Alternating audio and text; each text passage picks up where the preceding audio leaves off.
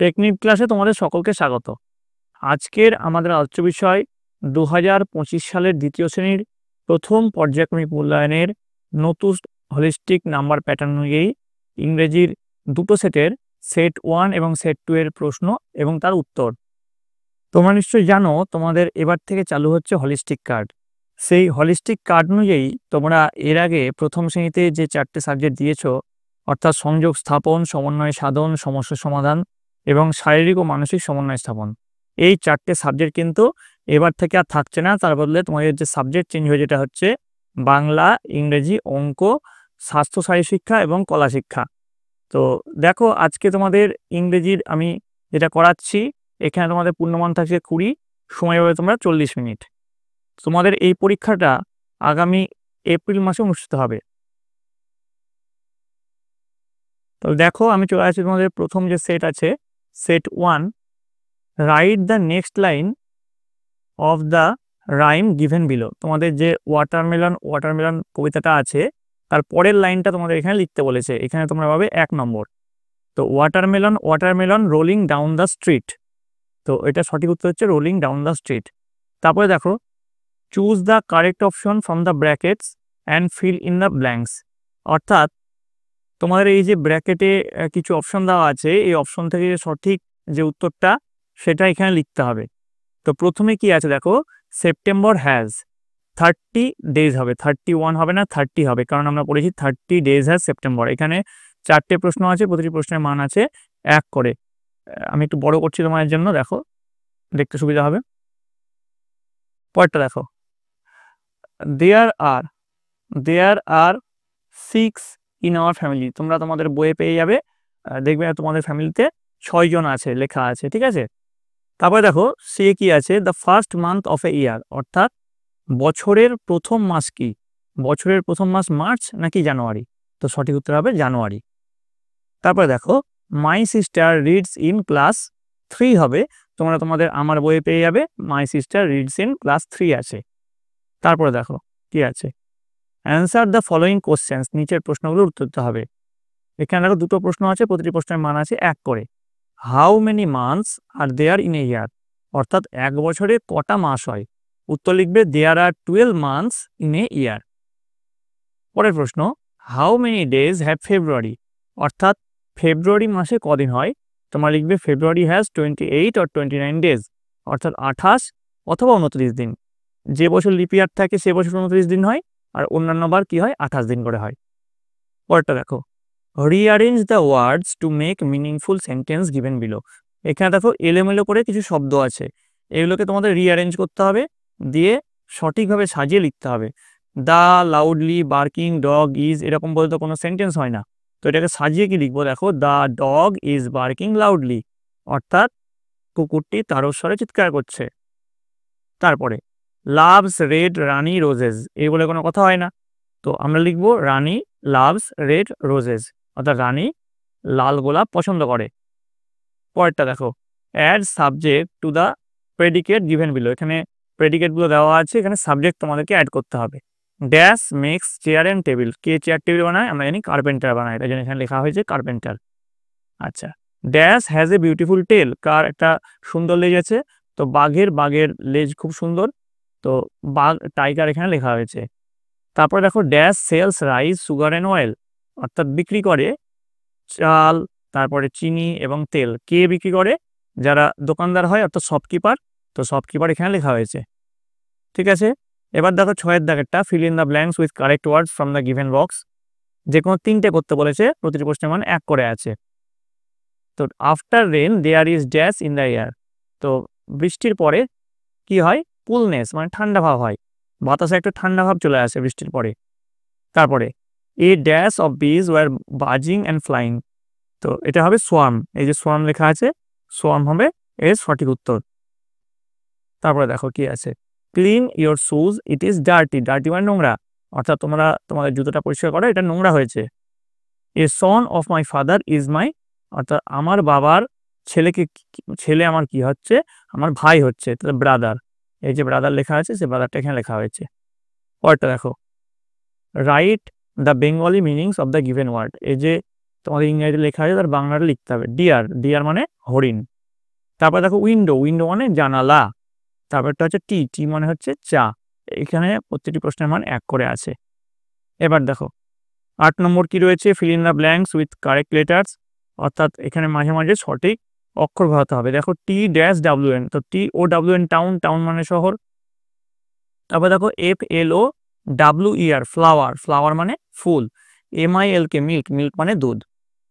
তো আমাদের set 1 complete হলো। এবার আমরা চলে আসছি দ্বিতীয় শ্রেণীর সেট 2 ইংরেজির প্রশ্ন উত্তরে। দেখো সেট 2 দেখো কি আছে। প্রথমটা বলেছে feel in the blanks with words from the help box. এখানে হেল্প বক্সে ক্ল্যাপ আছে, নড আছে, স্ট্যান্ড আছে, রান আছে। তো এইগুলো দিয়ে এখানে বসাতে হবে। প্রতিটি প্রশ্নের মান আছে হাফ করে।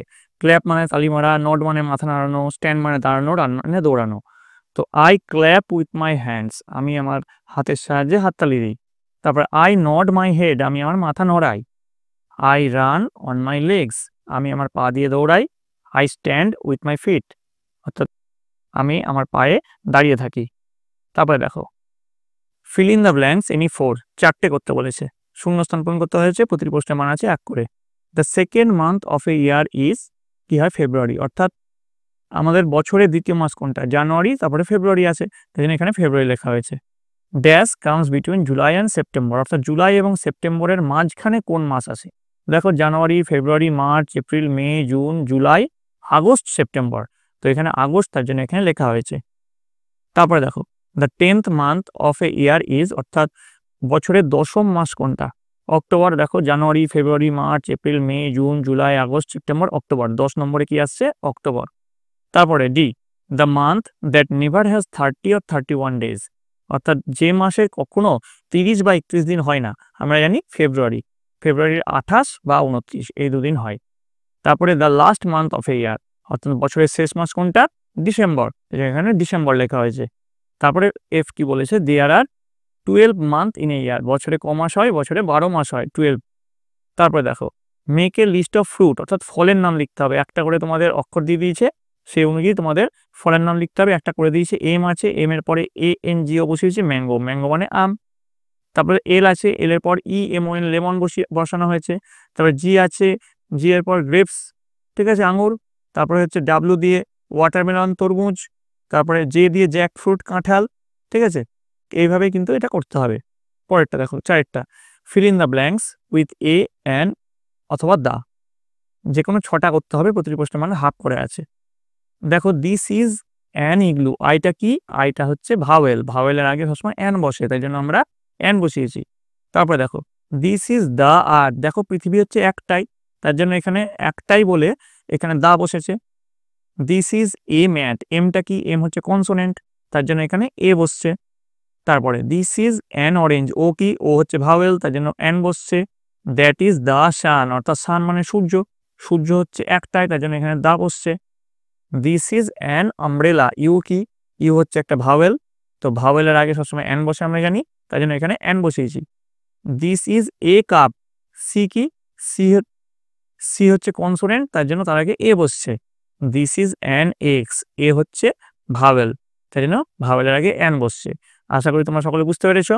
এবার দেখো 5 নম্বরে চলে আসছি, rewrite the sentence using capital letter. দেখো এখানে সব ছোট হাতের লেখা আছে, তো এর মধ্যে কোনটা কোনটা বড় হাতের হবে সেটা লিখতে বলেছে। দেখো এখানে Belna is beside the river Damodar, এখানে দেখো বি, বিটা আমরা বড় হাতে লিখেছি।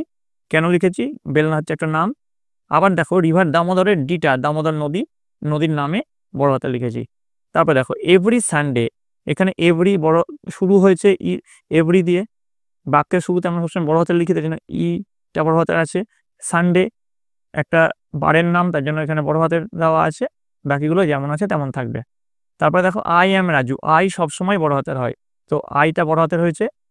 আর রাজুর, রাজু হচ্ছে নাম, রাজুর আটটাদের জন্য বড় হাতের হয়েছে। রামু ইজ মাই ফ্রেন্ড, বাক্যের শুরু প্লাস এটা হচ্ছে নাম, আটটার জন্য রামু হচ্ছে বড় হাতের হয়েছে।